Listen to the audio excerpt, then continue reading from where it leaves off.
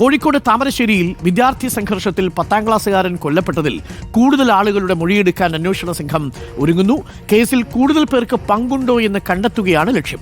സംഭവസ്ഥലത്തുണ്ടായിരുന്ന നാട്ടുകാരുടെയും വിദ്യാർത്ഥികളുടെയും മൊഴി രേഖപ്പെടുത്തും. നാളെ ആരംഭിക്കുന്ന SSLC പരീക്ഷ സ്കൂളിൽ വെച്ച് എഴുതും. ദീപക് മലയമ്മ ചേരുന്നുണ്ട്. Deepak Malayamma, good morning Deepak. താമരശ്ശേരിയിലെ ആ ദുരന്തത്തിൻ്റെ നടുക്കം വിട്ടുമാറിയിട്ടില്ല. പലതരം പരാതികളൊക്കെ ഇന്നലെ വരുന്നുണ്ടായിരുന്നു. ചില ആളുകൾ പേഴ്സണലി തന്നെ എനിക്ക് മെസ്സേജ് അയച്ചു. ഈ കുറ്റകൃത്യം ചെയ്ത കുട്ടികളിൽ ചിലർ സ്വാധീനമുള്ളവരുടെ മക്കളാണ്, അതുകൊണ്ട് അന്വേഷണം കൃത്യമായി നടക്കുമോ എന്നൊക്കെ ആശങ്ക പ്രകടിപ്പിച്ചിട്ടുണ്ട്. അതൊരു ഭാഗത്ത് നിൽക്കുന്നു. ഇതിപ്പോൾ എന്തായാലും അന്വേഷണം കൂടുതൽ വ്യാപിപ്പിക്കാൻ ഒരുങ്ങുകയാണ് പോലീസ് എന്ന് മനസ്സിലാക്കുന്നു. മുതിർന്നവരുടെ സാന്നിധ്യം ഈ കൊലപാതകത്തിലുണ്ടോ എന്നുള്ളതുകൂടി പോലീസ് പരിശോധിക്കുന്നുണ്ടല്ലേ? ഈ കുട്ടികളെ നാളെ പരീക്ഷ എഴുതിപ്പിക്കാൻ പോലീസ് സംരക്ഷണയിൽ കൊണ്ടുവരുമെന്നാണ് അറിയുന്നത്, അല്ലേ Deepak? Arun, very good morning. Arun പറഞ്ഞതുപോലെ തന്നെ ഈ കുട്ടികൾക്ക് നാളെ മുതലാണ് SSLC പരീക്ഷ ആരംഭിക്കുന്നത്. അവർ 5 പേർ നിലവിൽ വെള്ളിമാടുകുന്നിലെ കെയർ ഹോമിലാണുള്ളത്. അവരെ സ്വാഭാവികമായും പരീക്ഷ എഴുതാനുള്ള അനുമതി ഇന്നലെ തന്നെ ജുവനൈൽ ജസ്റ്റിസ് ബോർഡ് നൽകിയിട്ടുണ്ടായിരുന്നു. അവരുടെ ജാമ്യം തള്ളുകയും ചെയ്തിട്ടുണ്ട്. പക്ഷേ പരീക്ഷ എഴുതാം. അതിന് പോലീസ് സുരക്ഷ നൽകണമെന്നുള്ള നിർദ്ദേശവുമുണ്ട്. ആ നിർദ്ദേശമനുസരിച്ച് പോലീസിന്റെ കനത്ത സുരക്ഷയിൽ തന്നെയായിരിക്കും കുട്ടികൾക്ക് സ്കൂളിൽ പരീക്ഷ എഴുതാനുള്ള സൗകര്യം ഒരുക്കുക എന്നുള്ളതാണ്. നേരത്തെ അരുൺ പറഞ്ഞതുപോലെ പലരും നമ്മളെ ഉൾപ്പെടെ വിളിച്ച് ദേഷ്യപ്പെടുന്നുണ്ടായിരുന്നു. ഈ കുട്ടികളുടെ പേരെന്തുകൊണ്ട് പറയുന്നില്ല, അല്ലെങ്കിൽ ഇങ്ങനെ ഒരു കുറ്റം ചെയ്തവരെ തുറന്നു കാണിക്കുന്നതിന് എന്താണ് മടി എന്നൊക്കെയുള്ള ചോദ്യങ്ങളുണ്ടായിരുന്നു. ചില പരിമിതികൾ ആ കാര്യത്തിലുണ്ട് എന്നുള്ളത് കൊണ്ടാണ് നമുക്ക് ആ തരത്തിലേക്ക് പോകാൻ കഴിയാത്തത് എന്നുള്ളത് കൂടിയാണ്.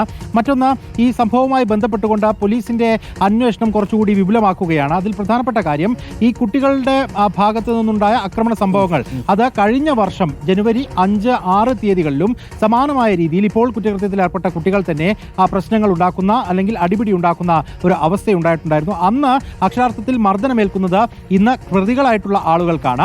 അങ്ങനെ ആ കുട്ടികൾക്ക് പിന്തുണ നൽകിക്കൊണ്ട് അവരുടെ രക്ഷിതാക്കൾ തന്നെ പുറത്തേക്ക് ഇറങ്ങി വരികയാണ്. അങ്ങനെ ഒരു തിരിച്ചടി കൊടുക്കാനുള്ള ഊർജം ഇപ്പോൾ പ്രതികളായിട്ടുള്ള കുട്ടികൾക്ക് അന്ന് രക്ഷിതാക്കൾ നൽകി എന്നുള്ള ആക്ഷേപം നിലനിൽക്കുന്നുണ്ട്. ആ അടിയുടെയൊക്കെ ദൃശ്യങ്ങളൊക്കെ നേരത്തെ പുറത്തു വന്നതാണ്. കഴിഞ്ഞ വർഷം ജനുവരി 5, 6 തീയതികളിലായിരുന്നു ഈ സംഭവം നടന്നത്.